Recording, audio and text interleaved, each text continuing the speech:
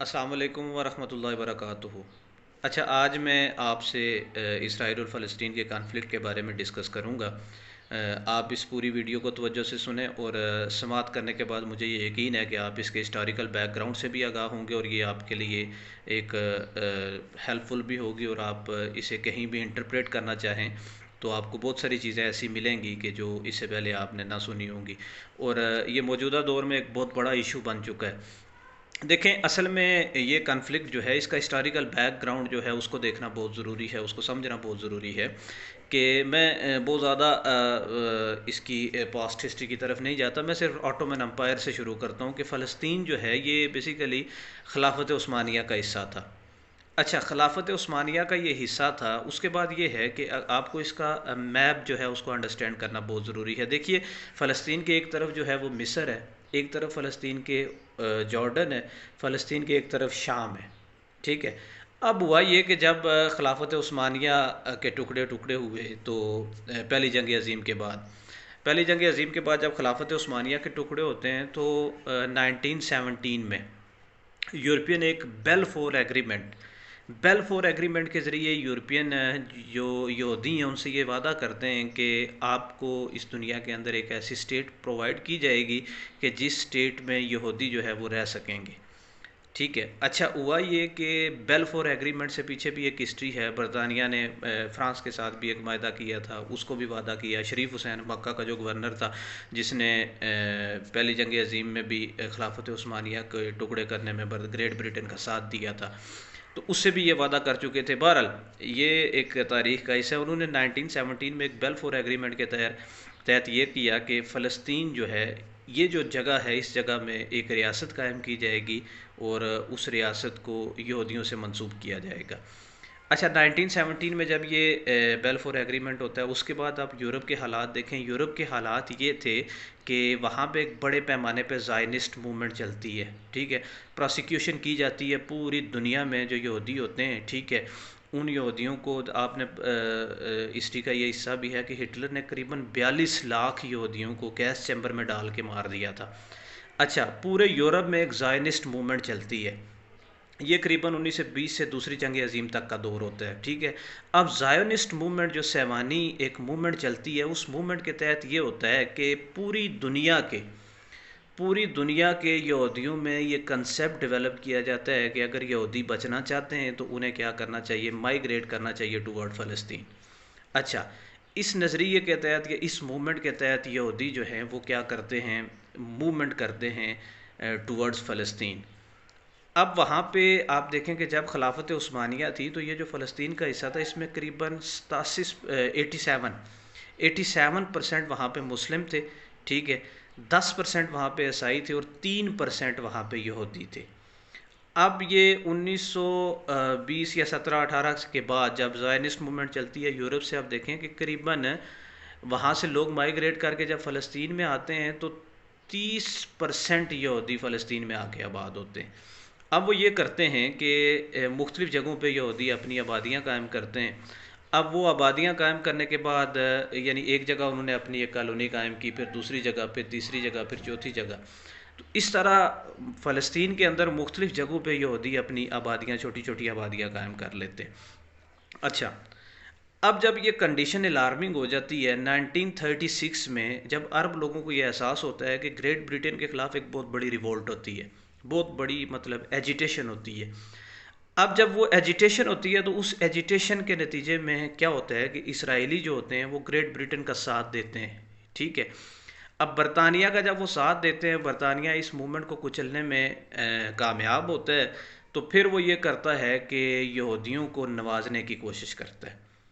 अब 1936 में जब अरब फ़लस्तीनी जो अरब लोग थे उनको दबाया जाता है, तो उसके बाद यहाँ पे आके यहूदी आबाद हो जाते हैं। मज़ीद यहूदी पूरे यूरोप से माइग्रेट करना शुरू कर देते हैं ज़ायनिस्ट मूवमेंट के। हिटलर जो है, हिटलर यहूदियों हालोकास्ट, अब इसी दौर का वो एक बहुत बड़ा था इवेंट था। हालोकास्ट में यहूदियों को जो है वो जहन्नम वासल या कत्ले आम यहूदियों का किया जाता है। ठीक है।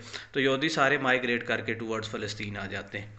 अच्छा, اب ہوتا یہ ہے کہ یہ 40 سے 45 کے دوران یہ موومنٹ چلتی رہتی ہے، فلسطین اور عرب کے لوگ جو ہوتے ہیں وہ برطانیہ کے خلاف اور یہ یہاں پہ یہودی آباد کاری کے خلاف آواز بلند کرتے ہیں، ایجیٹیشن ہوتی ہے۔ 1945 میں جب یونائٹڈ نیشن آرگنائزیشن جو ہے وہ اس کی بنیاد رکھی جاتی ہے، تو جو پہلا مسئلہ یونائٹڈ نیشن آرگنائزیشن پہ پیش کیا جاتا ہے وہ یہی کنفلکٹ تھا کہ یہاں پہ 2 اسٹیٹ فارمولا جو ہے اس کو اپلائی کیا جائے۔ یہودی چونکہ تعداد میں بہت زیادہ ہو چکے ہیں اور یہودی اور فلسطینیوں کے درمیان جو ہے یا اسرائیلی یہودی اور فلسطینیوں کے درمیان جو ہے یہ ایک بون آف کنٹینشن ہے، تو لہٰذا اس سے 2 اسٹیٹ فارمولے کے تحت ڈیوائڈ کیا جائے، کچھ حصے میں کچھ حصہ فلسطین کو دے دیا جائے اور کچھ حصہ یہودیوں کو دے دیا جائے۔ اچھا، اب ہوا یہ کہ جو پہلا مسئلہ اس پہ یونائٹڈ نیشن آرگنائزیشن جو ہے اس معاملے کو سالو کرتی ہے، تو 1948 میں وہ 2 اسٹیٹ فارمولے کے تحت یہ جو لینڈ ہوتی ہے اس کو وہ ڈیوائڈ کر دیتی ہے۔ اب اس لینڈ کی ڈویژن جو ہے اس کے 3 حصے کیے جاتے ہیں، ٹھیک ہے۔ ایک جو ہے اسے غزہ کہا جاتا ہے، ٹھیک ہے، ایک حصہ اس کو ویسٹ بینک کہا جاتا ہے اور ایک حصہ اس کو اسرائیل کہا جاتا ہے۔ اب غزہ اور ویسٹ بینک یہ جو 2 حصے ہوتے ہیں، یہ 2 حصے جو ہے یہ فلسطین اسٹیٹ اس کو ڈکلیئر کیا جاتا ہے اور باقی جو سارا حصہ ہوتا ہے اسے اسرائیل اسٹیٹ ڈکلیئر کر دیا جاتا ہے۔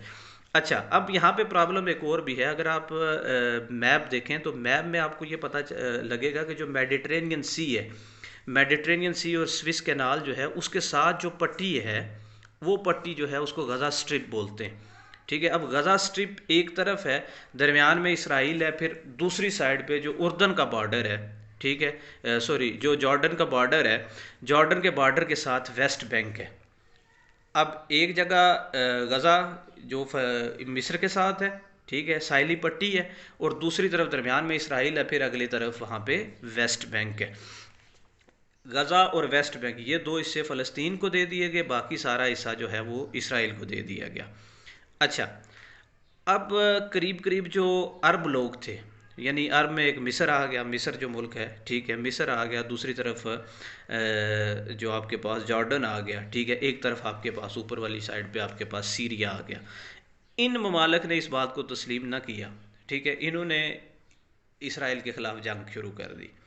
1948 میں جو اسرائیل کے خلاف جنگ ہوتی ہے، اسرائیل جو ہے اس جنگ میں عرب کو بہت بری طرح شکست دیتا ہے، ٹھیک ہے، اور نہ صرف غزہ کے ساتھ جو سرائے سینا ہے، ٹھیک ہے، وہ بھی مصر کے ساتھ ہے، نہر سوئس اس کے ساتھ لگتی ہے، میڈیٹرینین سی اس کے ساتھ ہے، یورپ جو ہے ساری تجارت اسی راستے کے ذریعے یورپ کرتا ہے، عربین سی میں آتا ہے، پھر وہاں سے گلف میں آتا ہے یورپ، ٹھیک ہے، یا امریکہ بھی میڈیٹرینین سی سے نہر سوئس کینال کے ذریعے عربین سی میں آتا ہے اور پھر گلف میں آتا ہے دنیا کی تجارت، پوری دنیا سے تجارت کرنے کے لیے۔